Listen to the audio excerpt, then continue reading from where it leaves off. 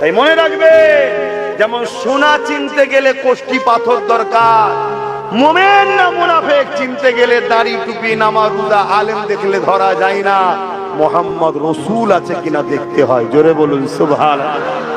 আসুন আমরা অঙ্গীকারবদ্ধ হই, প্রত্যেকটা খানকাতে, প্রত্যেকটা মজলিসে, প্রত্যেকটা জলসাতে, প্রত্যেকটা মসজিদের জুম্মার খুতবাতে 100টা যদি বয়ান হয়, 70টা বয়ানে উম্মতকে নবী চিনাবার অঙ্গীকার নিই। এই উম্মত তার নবী চেনে রে, এই উম্মত জানে রে আমাদের নবী তিনি যিনি সূর্যের উপরে রাজত্ব করেছে। জোরে বলুন সুবহানাল্লাহ। আমাদের নবীর ইশারাতে সূর্য গোলামীর পরিচয় দিয়ে উঠে এসেছে। জোরে বলুন সুবহানাল্লাহ।